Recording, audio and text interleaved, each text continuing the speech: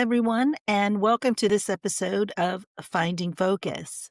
So, today I thought I would just do a little episode to answer some of the questions that I get that revolve around what is a reading like with me. I had people that come to me who have been to different psychics or readers or mediums, and then I've had people that come to me who've never had a reading before. And sometimes those people, or anytime, even with someone who's been to a different reader, they can be a little bit nervous. So, and I found that when people are sometimes a little bit nervous, that their energy tends to maybe just block things a little bit. So I like to kind of set the stage for everybody, put them at ease and tell them, we're just going to have a coffee conversation, kind of like how you and I are just having a conversation here on this podcast. So, what I tell people when we're getting ready to do a reading, I said, no matter how you may have had a reading with anyone else, first of all, I encourage conversation. So, as I'm doing the reading for them, I want them to feel like we're just a couple of friends having coffee together.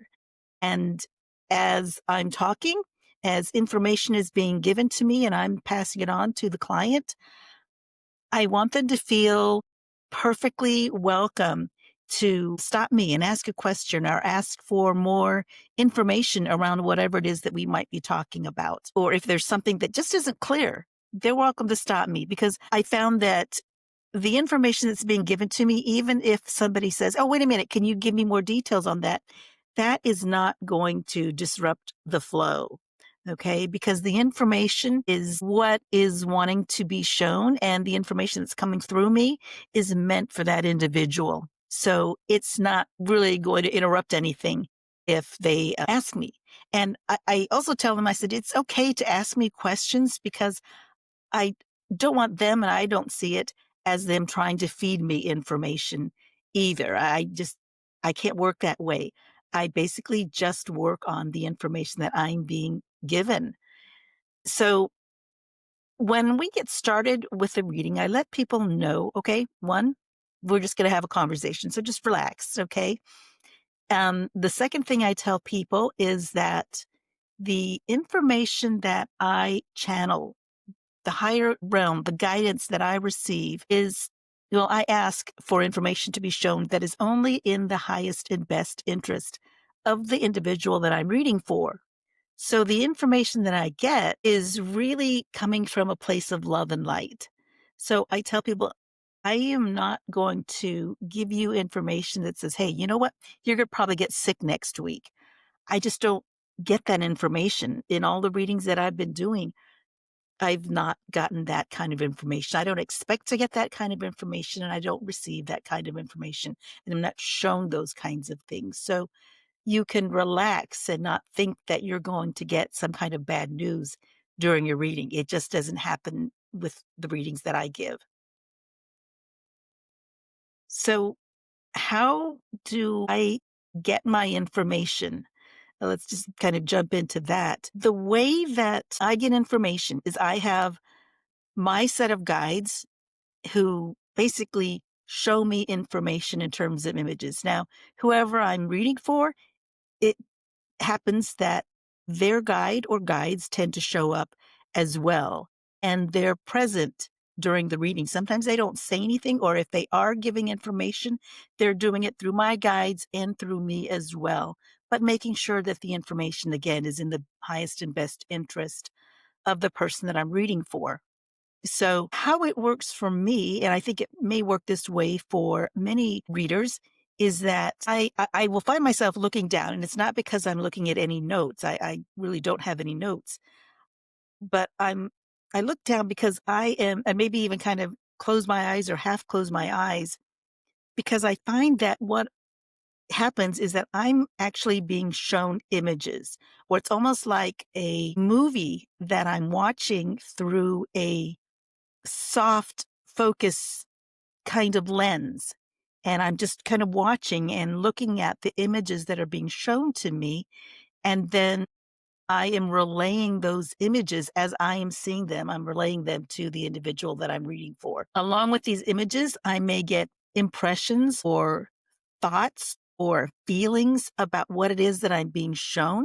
And I may even hear words that are being given to me or something, just a very clear statement. I'm like, yes, and I'll try to think of some of the phrases that have been given to me along with an image. But the images that I'm shown tend to be, they're not literal, okay? They are representative of something else. Their images are the message, okay? And so it's important for people to realize that if I say, okay, there's a boulder and I'm seeing it along the side of your path, well, that doesn't necessarily mean, okay, you're being blocked or that boulder is going to fall down on you. We then start exploring, the significance of seeing that boulder. And, I can go into that kind of thing a little bit later also. But there are these images, beautiful images that are shown to me, or sometimes they're just very simple images. But I'm finding that every single reading that I do for everyone, as it should be, the images that are shown to me are very unique, very different. The scenes are very different. Generally, it starts out on a just kind of a general scale, and I'll see just maybe a field or something or a path, and then more details start to fill in. As I get going with the reading too, I also let people know that they may actually feel their guides, the presence of their guide, their main guide. We all have guides. We all have at least a main guide with us. So they might feel the presence of that guide with us in the reading as well. I had one woman that I was reading for, and I said, your guide is here. Your main guide is here. And I started describing her. And just as I started describing her, the woman that I was reading for said, and is her hair about down to here? And is it this color? And is it a little wavy? And is she wearing a cream colored dress? And I said, yes, that's exactly describing the image that was in front of me or that I was being shown. And what was so interesting is that my client, and I've had this happen to another couple of clients as well, that as I was describing them, they could pick up on the description and then started finishing the rest of the details of what I had been seeing. So they were actually being introduced, or their main guide or angel, guardian, whatever you want to call it, was being shown to them, was being introduced to them. Maybe a lot of these times this was the first time they have ever really connected with their main guide or guardian angel. So those kinds of things may happen. I also tell people that you may get a sense of what we here in Hawaii call chicken skin. Okay. That's goosebumps. It's not a scary thing. It's not meant to frighten anybody. But when I am doing a reading and if all of a sudden there is an image or a message that comes through that is kind of one that the spirit guides want to make sure that the individual gets the message. It's a foot stomp message. Like, yes, that's it. Are you listening? I will tend to get these chicken skin, goosebumpy type feelings that start at my feet and ankles, and then it kind of triggers up the body. But there are times when I've had the actual client experience that as well. So I kind of let people know what they may experience during their reading as well. It's not often, but generally, it's a very calm feeling during the readings because, again, the guides and spirits that appear really have your best interests at heart, and they are here for you. They're here to support you. They're here to support you on your journey. So I want people to feel comforted during their reading and really help them settle into the experience and not only just hear what I have to say, but if they are able to kind of relax into it and maybe even feel the presence of those who are the energies or the spirits, um, the loved ones who may have even appeared to be there during this reading. Okay. So a little bit more about the readings. Somebody asked me, do you ever don't you just get tired doing these because it seems like you're putting a lot of energy into these? And I said, you know what? I have heard that there are psychics who do get drained and they can only do a couple of readings during the day. But for me, I tend to get energized when I do readings for people. I have never felt drained. The information's coming through me. I'm meant to transfer it to that individual. And to me, it's an exhilarating feeling. It's a lovely feeling. Other things that happen that just trigger me to think of something else that I wanted to mention about readings is that I don't tend to remember what happens during a reading. I will remember highlights of what I may have shared with someone during a reading, but generally, after I have finished the reading, I don't tend to remember much about it. Again, I'll remember maybe a few highlights, but if I do another reading for someone along the way, then I have to let them know that you'll have to remind me what it is that we talked about, or was there something else that you wanted me to bring up? Because I can't tend to remember what it was that I was channeling. Okay. So it always helps to bring it back up. But when I do subsequent readings with people, also, what I find is that each reading builds on the last. Okay.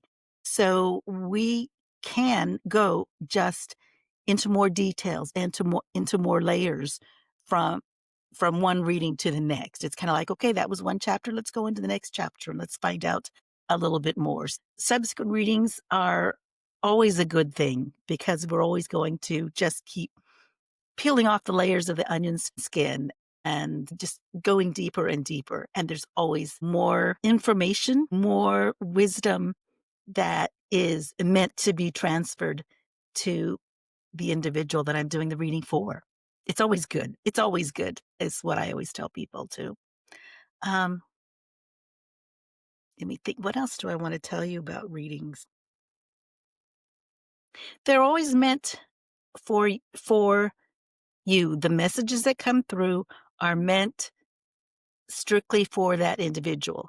Now, that being said, I have found that if I get a message for a particular individual, and if there is a message that I may be doing a reading for someone else, but there might be kind of like a similar piece or a scene that is shown to me, but maybe in a little bit slightly different context for another individual, and then it happens again, I am starting to understand that that particular message is maybe not just meant for those individuals, but are meant for more individuals.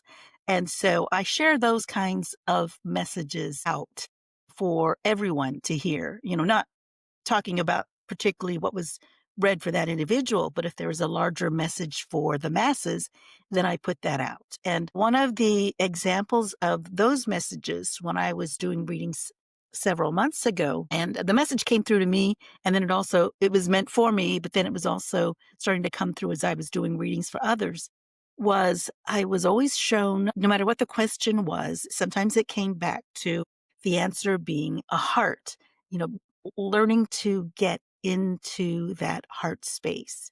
And the message at that time, again, not only for myself, but for the few people that I was reading for at that time, was to really start getting out of that head space and learning to drop into your heart, because that was where the real feelings, the real emotions, or the real understanding was going to come from. We all have this logical brain headspace, but sometimes we spend too much time there. And we really need to learn how to drop into the heart and work from that place. And I know that was a message for me. And then again, I was given that message to give to a couple of other individuals.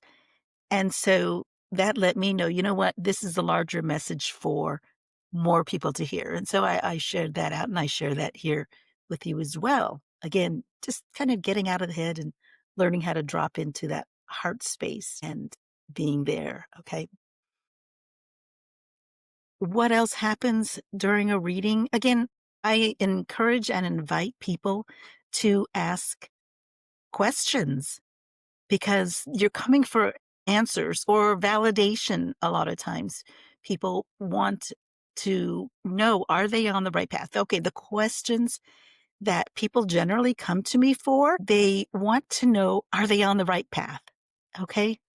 And we can take a look at that. And I'm given images of a person's path. And it's really quite interesting what spirit will show me along this way. Other questions that people will ask is they'll ask about, relationships. That's a good question as well. What do they need to know? And, you know, spirit doesn't always just give a cut and dried answer. It's, and it's not necessarily a puzzle either, but the answer is not always as we expect it to be. The guidance that I'm usually given is in a much larger, broader context, and it invites you to really open up and consider more possibilities. The answer is just not always as cut and dried. The answer is what I find when I give them to individuals based on the images I'm being shown and the messages that are attached to those images.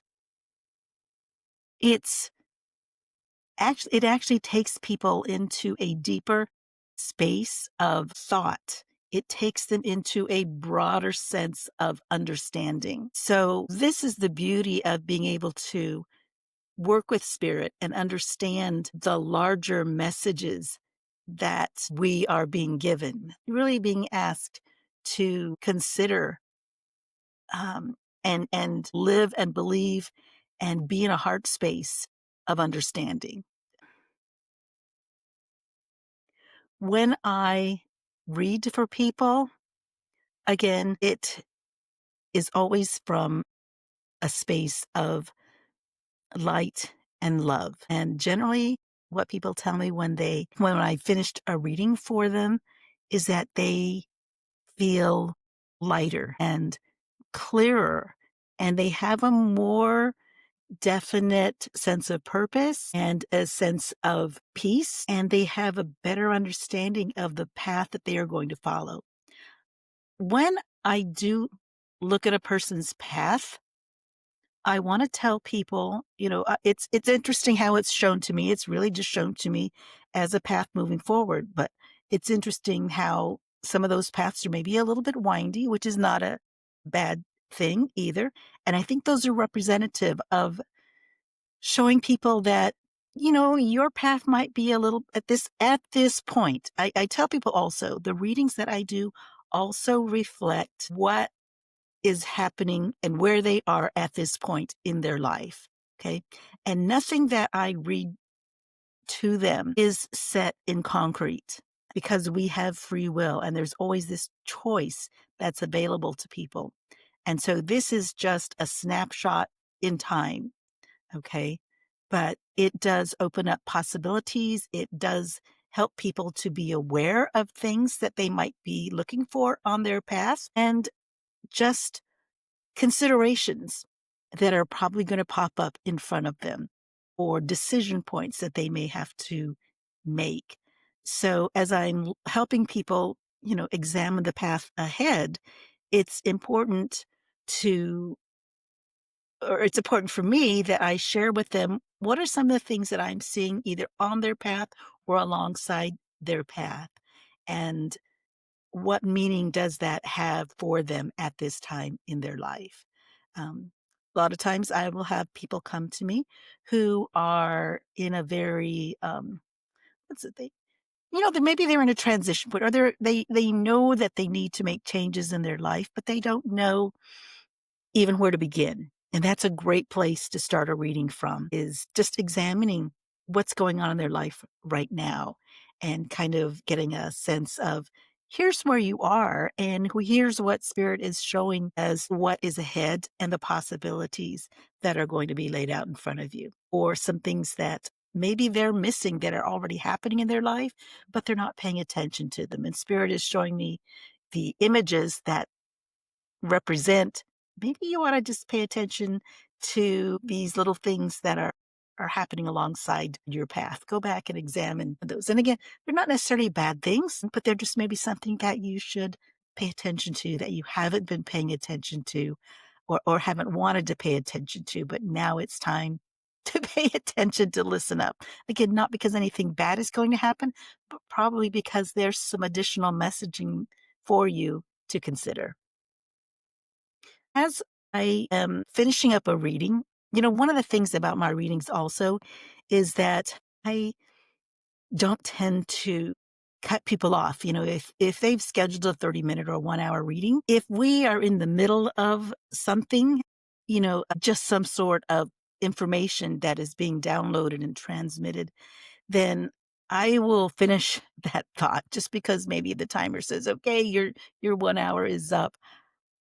I don't just stop right there. I wanna make sure that my clients leave with a very complete reading and feeling good about what they have experienced and feeling like they have a lot more information to work with now, or it's validated some of the things they've been feeling, or really encourage them to lean into their own intuition that maybe they've had a sense they should follow, but they haven't really been following it. So a reading can do a number of great things for you. And I encourage you to, experience what a reading can do for you and how that might be able to open up some different opportunities or awareness for you.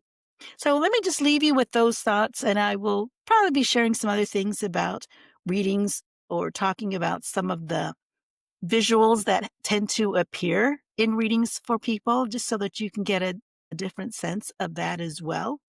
But for now, I just wanted to leave you with some of the information that I like to share with clients as we get ready to go into a reading, and just to help people understand how this works, at least if they're working with me as their guide, how I handle information and transfer the information to whoever it is that I might be reading for. So I hope that answers a little bit of your questions, and I appreciate you being here with me today. And feel free to please forward any questions that you might have to me or reach out through, my website at KathleenDavenport.com. Thanks for being here. Hugs and aloha.